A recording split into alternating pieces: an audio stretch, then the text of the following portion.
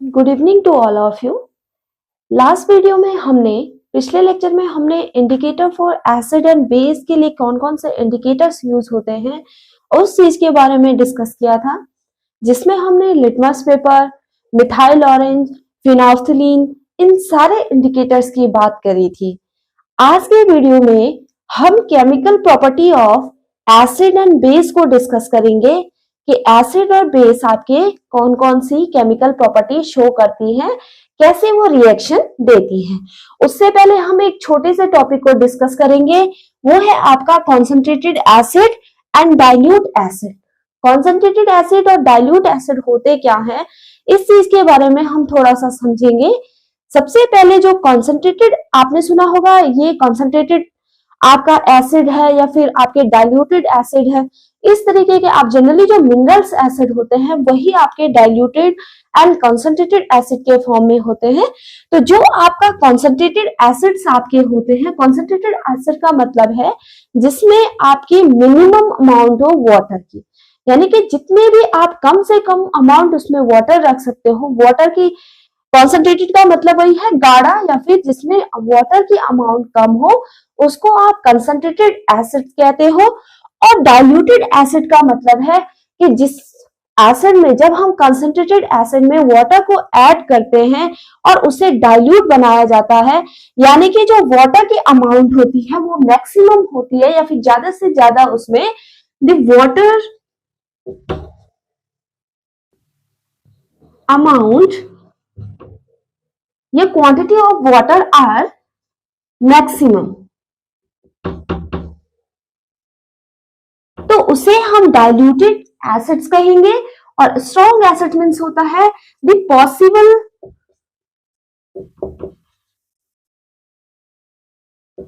Possible amount of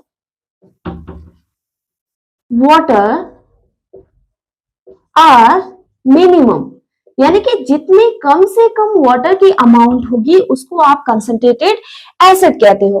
अब acid को जो कंसंट्रेटेड एसिड्स होते हैं आपके जनरली जो मिनरल एसिड, जैसे आपका हाइड्रोक्लोरिक एसिड हो गया, सल्फ्यूरिक एसिड हो गया, नाइट्रिक एसिड हो गया, इनको आप डाइल्यूट कैसे करते हो? हमेशा एसिड्स को डाइल्यूट करने के लिए वाटर में हम एसिड को ड्रॉप वाइज ऐड करते हैं। अगर आपने एसिड में वाटर को ऐड किया तो वो आपकी एक्सोथर्मिक रिएक्शन होती है। सपोज आपके पास कोई बीकर है या कंटेनर है और आप किसी एसिड को डाइल्यूट कर रहे हो। अगर आपने बीकर में पहले एसिड लिया और उसके ऊपर से आप वाटर ऐड कर रहे हो तो ये रिएक्शन एक्सोथर्मिक होती है। एक्सोथर्मिक का मतलब होता है कि लार्ज अमाउंट में इसमें हीट या फिर एनर्जी प्रोड्यूस होती है, एक्सो बाहर निकलती है, जिससे आपका क्या हो सकता है, ये एसिड आपके मुंह पे गिर सकता है, आपके कपड़ों पे गिर सकता है, आपकी स्किन को डैमेज कर सकता है, या फिर कोई अदर एक्सीडेंटल केस आपका प्रोड्यूस कर सकता है। तो और आपका जो बीकर है या फिर जिस भी कंटेनर में आप एसिड को डाइल्यूट कर रहे हो वो बीकर आपका फट सकता है, वो कंटेनर आपका ब्लास्ट हो सकता है। तो आपको क्या करना होता है, जब भी आप एसिड को डाइल्यूट करते हो तो हमेशा जो आपका कंटेनर होता है उसमें वाटर लिया जाता है एंड ड्रॉप वाइज आपका एसिड ऐड किया जाता है, ड्रॉप वाइज। बिकॉज जब आप एसिड को ऐड करते हो तो वाटर उसकी जो एनर्जी हीट होती है उसको एब्जॉर्ब कर लेता है और आपके जो ब्लास्ट होने के या फिर एसिड के बाहर आने के चांसेस आपके कम होते हैं। तो आपको हमेशा पानी में एसिड को मिलाना चाहिए, ना कि एसिड में पानी को। ये रीजन इसका यही है कि आपके जो एसिड और वाटर की रिएक्शन होती है वो एक्सोथर्मिक होती है। कॉन्सेंट्रेटेड एसिड हमेशा लार्ज अमाउंट में आपकी हीट या एनर्जी प्रोड्यूस करता है, और जो आपका बीकर या कंटेनर होता है उसके फटने के चांसेस होते हैं, या फिर एसिड से आप डैमेज, जो आपकी स्किन या फिर क्लोथ्स आपके डैमेज होने के चांसेस बढ़ जाते हैं। तो ये एक आपका छोटा सा टॉपिक था। अब हम मेन टॉपिक पे आते हैं, chemical reaction of acid and base.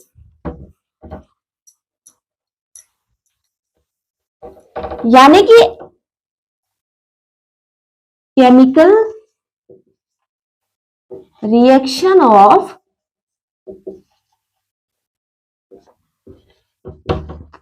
Acid and base.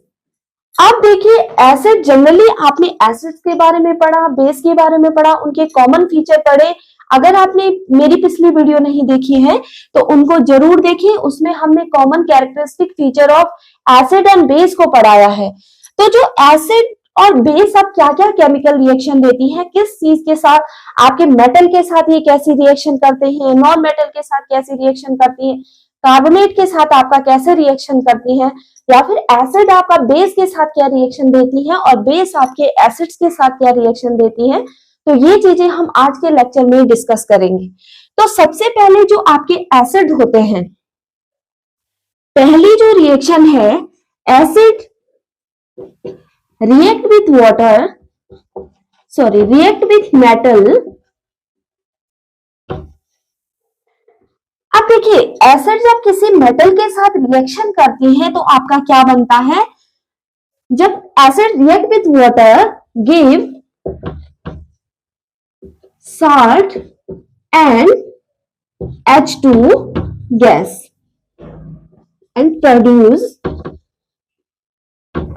यानी कि जब एसिड आपके मेटल के साथ रिएक्शन करते हैं तो आपका सॉल्ट फॉर्म होता है और हाइड्रोजन गैस आपकी प्रोड्यूस होती है। इसका एग्जांपल हम देखते हैं। सपोज आपने जिंक मेटल लिया और उसको H2SO4 जो आपका सल्फ्यूरिक एसिड है, this is zinc and it is sulfuric acid। आपको पता है जिंक आपकी मेटल है और सल्फ्यूरिक एसिड आपका एसिड है, तो ये आपका क्या बनाएगा, ZnSO4, यानी कि जिंक सल्फेट। और आपको पता है जिंक सल्फेट आपका एक सॉल्ट है, and plus H2 gas.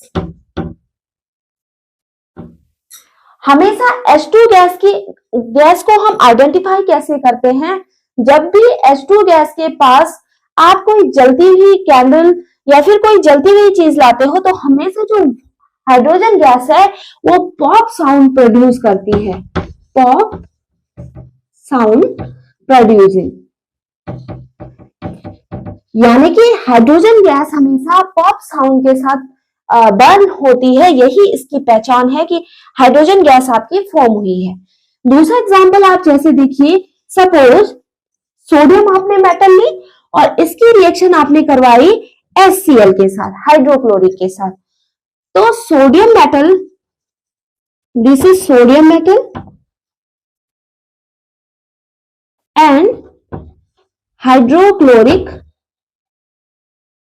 Acid. अब देखिए आपका क्या बनेगा, NaCl प्लस H2 गैस। तो आपको पता है NaCl आपका क्या है, कॉमन सॉल्ट है। तो ये आपकी रिएक्शन हो गई कि हमेशा जो एसिड्स आपके मेटल के साथ रिएक्शन करके सॉल्ट और आपकी हाइड्रोजन गैस को प्रोड्यूस करते हैं। अब देखिए दूसरी चीज आपकी क्या है कि मेटल, ये आपका कंप्लीट हो गया कि acid react with metal give salt and produce hydrogen gas. And hydrogen gas को हम आइडेंटिफाई कैसे करते हैं कि हाइड्रोजन गैस हमेशा पॉप साउंड के साथ बर्न होती है या पॉप साउंड के साथ आपकी बनती है। उसी तरीके से एक अगला एग्जांपल भी देख लीजिए। सपोज आपके पास जिंक मेटल है, इसकी रिएक्शन आपने हाइड्रोक्लोरिक एसिड से करवाई तो आपका ZnCl2 यानी कि zinc chloride and H2 gas आपकी प्रोड्यूस होगी। तो ये सारे एग्जांपल थे कि किस तरीके से मेटल एसिड से रिएक्शन करके आपका सॉल्ट्स और हाइड्रोजन गैस प्रोड्यूस करती है। अब नेक्स्ट जो केमिकल प्रॉपर्टी है एसिड की, react with carbonate and metal carbonate and bicarbonate, यानी कि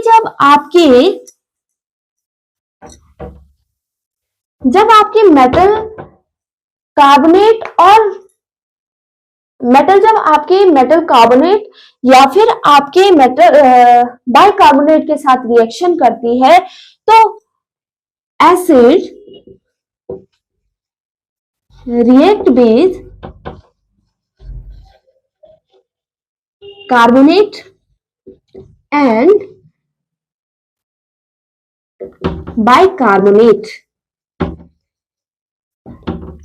अब देखिए कोई भी एसिड्स है आपके पास, सपोज Na2CO3 सोडियम कार्बोनेट से आपका, और इसकी रिएक्शन आपने कराई हाइड्रोक्लोरिक एसिड से। This is sodium carbonate and ये है आपका हाइड्रोक्लोरिक एसिड। तो आपको पता है क्या फॉर्म होगा, 2NaCl plus CO2 and H2O। एक तो आपका बन गया सॉल्ट NaCl, दूसरा आपका बना कार्बन डाइऑक्साइड एंड थर्ड आपका बना वाटर। और आप कैसे पता चलेगा कि कार्बन डाइऑक्साइड फॉर्म हुई है? हमेशा कार्बन डाइऑक्साइड आपकी एक ब्रिस्क इफोवेंस के साथ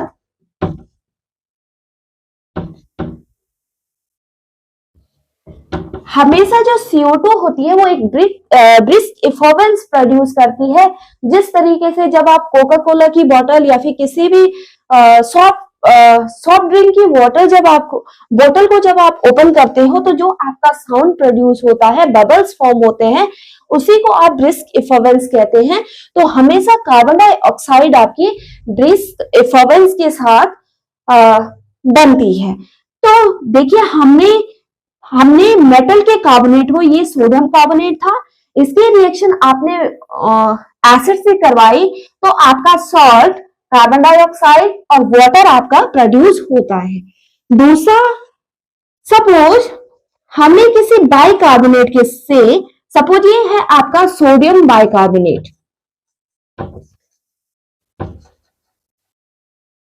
यानी कि एसिड की रिएक्शन अगर बाइकार्बोनेट से करवाते हैं तो आपका क्या फॉर्म होगा, तो ये आपका बाइकार्बोनेट है और इसकी रिएक्शन आपने सपोज HCl से करवाई तो आपका क्या बनेगा,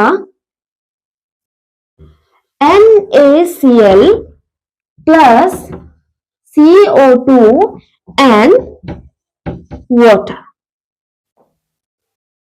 यानी कि आपका जब आप बाइकार्बोनेट से रिएक्शन करवाते हो तब भी आपका सॉल्ट, कार्बन डाइऑक्साइड और वाटर फॉर्म होता है।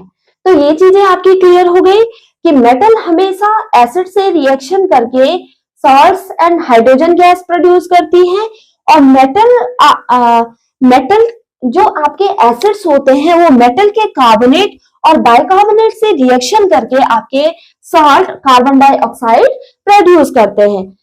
हाइड्रोजन गैस की प्रेजेंस का पता पॉप साउंड से चलता है और कार्बन डाइऑक्साइड का पता आपका ब्रिस्क इफोवेंस से पता चलता है हमें। तो ये चीजें आपकी क्लियर हो गई। अब सेकंड है कि आपका जो बेस होता है, जनरल आपको कैरेक्टरिस्टिक्स आपको पता है कि बेस आपके क्या होते हैं। बेस आपके बीटर होते हैं, टेस्ट में आपके रेड लिटमस को ब्लू कर देते हैं, और जो OH आयन आपका प्रोड्यूस करते हैं थोड़ा सॉपी नेचर के होते हैं। जब आप उन्हें टच करते हो तो वो कैसे हो जाते हैं, थोड़ा साबुन जैसा फील होता है उनसे। अब एक टर्म आपके पास आता है बेस या एल्काइली। बेस या एल्काइली आपका कुछ, एल्काइल आपके कुछ नहीं है। एल्कलाइन या फिर एल्काइली का मतलब होता है water soluble base, water soluble base. Water soluble base को ही आप क्या कहते हो, एल्काइली। अब देखिए जो आपके बेस होते हैं, जनरली जो आपके एल्काइली होते हैं वो केवल, जैसे पोटेशियम हाइड्रोक्साइड हो गया आपका, सोडियम हाइड्रोक्साइड हो गया, अमोनियम हाइड्रोक्साइड हो गया। इस तरीके के बेस आपके क्या है, एल्काइली कहे जाते हैं, यानी कि ये वाटर में सॉल्युबल हो जाते हैं, इजिली सॉल्युबल हो जाते हैं आपके वाटर में। अब देखिए जो आपका बेस होता है, सपोज NaOH, ये है आपका सोडियम हाइड्रोक्साइड।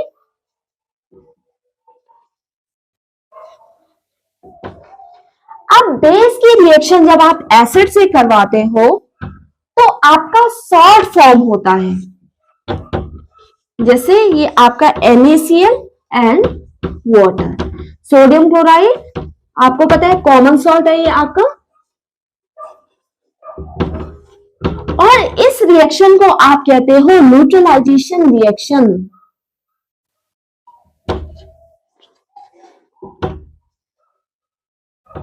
न्यूट्रलाइजेशन रिएक्शन यानी कि जब आप एसिड बेस के साथ एसिड को मिक्स करते हो तो जो आपके एसिड की एसिडिटी है वो न्यूट्रलाइज हो जाती है और आपका एक साल्ट फॉर्म होता है, और जो साल्ट आपका होता है वो न्यूट्रल्स होता है, और इस रिएक्शन को आप न्यूट्रलाइजेशन रिएक्शन कहते हैं।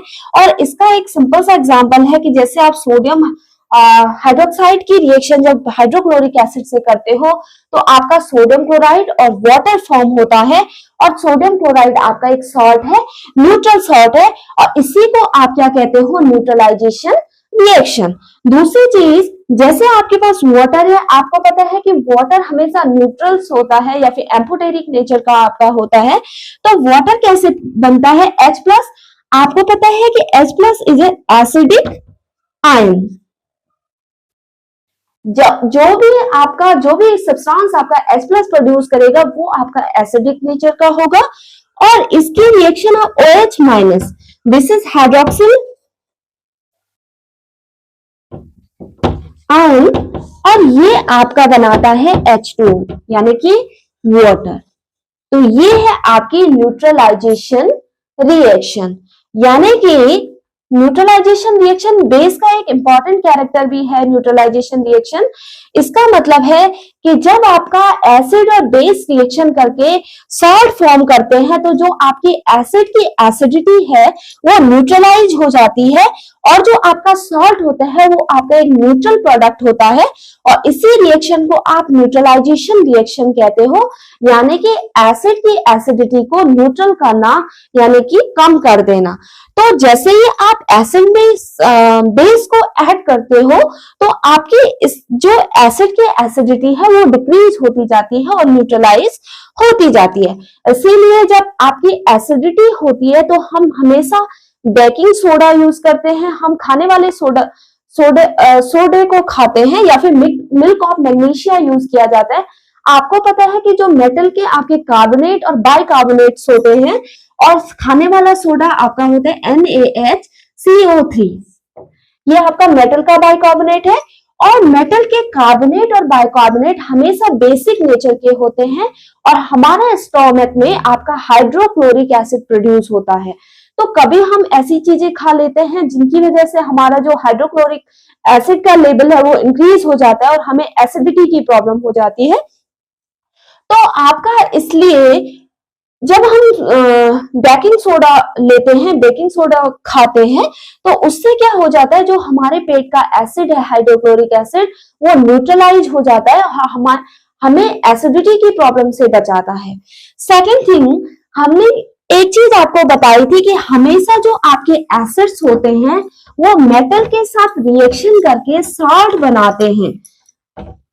जैसे हमने कहा था कि हमेशा मेटल की रिएक्शन जब एसिड से होती है या फिर एसिड जब मेटल के साथ रिएक्ट करते हैं तो आपके सॉल्ट फॉर्म होते हैं। तो इसीलिए इसका एक मेन रीजन है, या फिर एक एग्जांपल भी हमारी डेली लाइफ में, कि कभी भी जो आपकी सोर थिंग्स होती है या फिर खट्टी चीजें होती है, जैसे आपका कर्ड्स हो गया, ऑरेंज जूस हो गया, आपका विनेगर्स हो गया, इन सारी चीजों को हमें मेटल के कंटेनर में या फिर मेटल वेसल्स में नहीं रखना चाहिए। कभी भी उनको मेटल के जो कंटेनर्स होते हैं उनमें कंटेन नहीं करना चाहिए, बिकॉज आपकी एसिड्स मेटल के साथ रिएक्शन करके एक पॉइजनस आपका सब्सटेंसेस बना लेते हैं, पॉइजनस साल्ट्स बनाते हैं जो हमारी हेल्थ के लिए हार्मफुल हो सकते हैं। Thank you so much. और नेक्स्ट वीडियो में हम दूसरा लेक्चर जो आपका बनेगा वो आपका बनेगा पीएच।